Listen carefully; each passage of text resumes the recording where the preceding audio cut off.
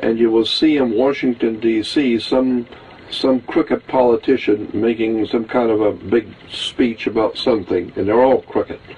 But you see the politicians making a speech in Washington, D.C., and it's where the president, in that room where the president gives his State of the Union message. And I have asked so many people, and they've seen that room, they know where it is, and I said, well, did you ever see the symbols, which are sitting on both sides of the podium where the president stands, the symbols? They never even noticed. And I said, my God, they're about 8 to 10 foot high, and they're right on both sides of where the president's standing. And those symbols, next time you get a chance, look at the podium, and don't look at the goofball and the paid lackey, who we call politicians in America. They used to be called criminals, but we call them politicians today.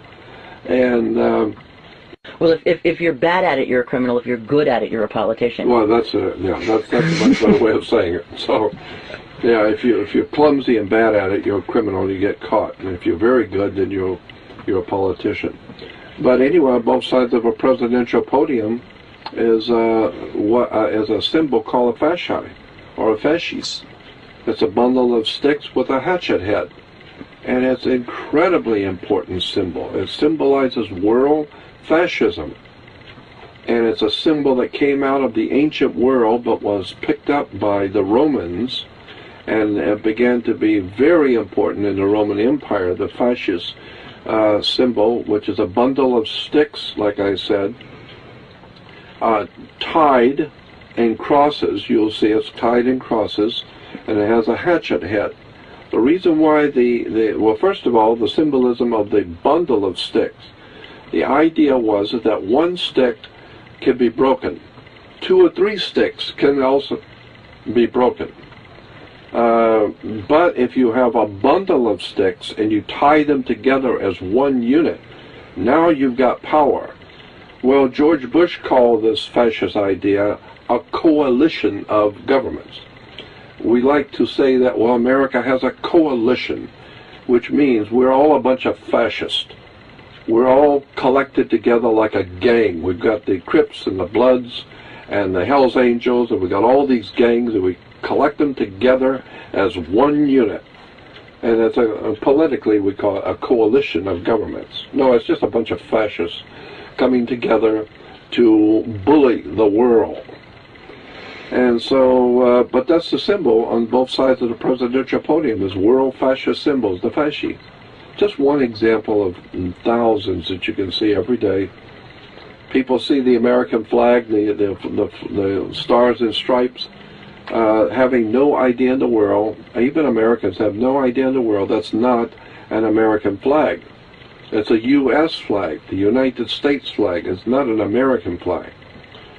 How many people know that the U.S. is a term this country we call the United States of America is a republic, but the word United States in law means a corporation, a privately owned company.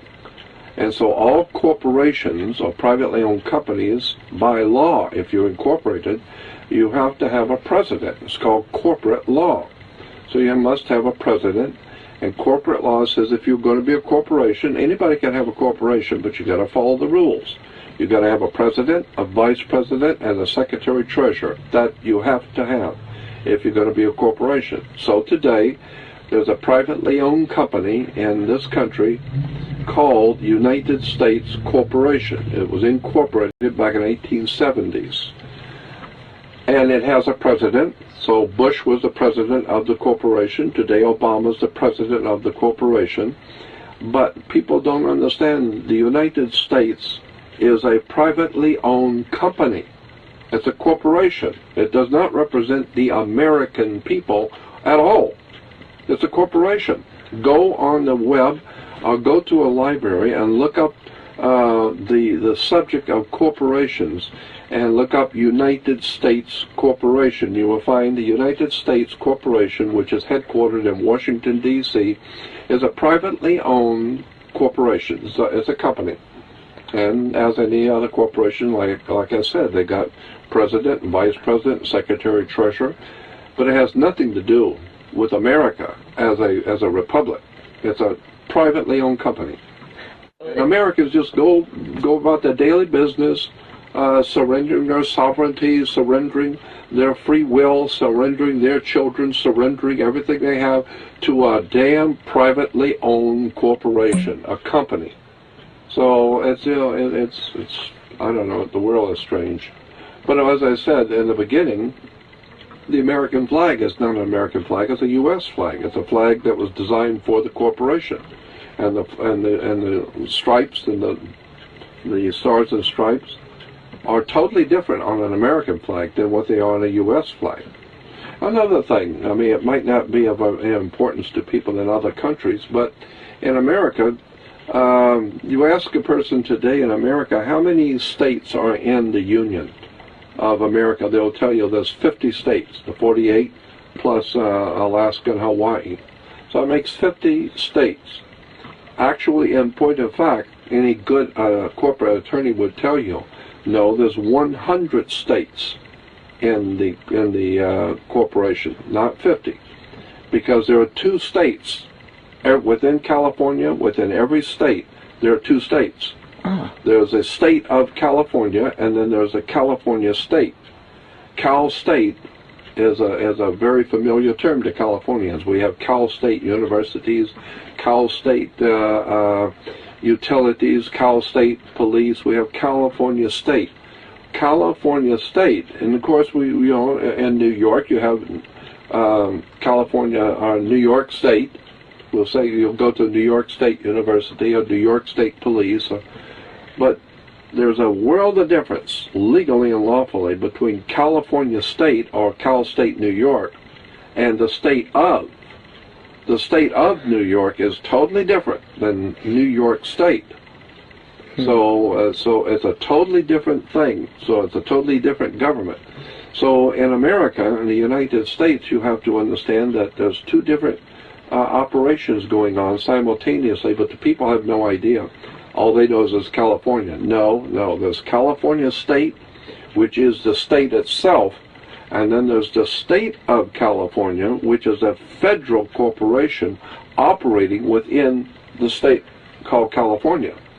So anytime you see state of Virginia, the state of Alabama, which is different from Alabama State, the state of means it's a federal corporation called United States Privately Owned Federal Corporation, which is operating within the state of Alabama. So there's the Alabama State, which is the state itself, and then there's the state of Alabama, which is the corporation in Washington, D.C., operating within that state. And so it's a world of difference, but they're very specifically important to know. And when you're doing business, when you're in, especially if you're going to court, you need to understand, are you going to court under the state of Alabama or Alabama State? You know, the laws are totally different. But how many Americans understand any of this? How many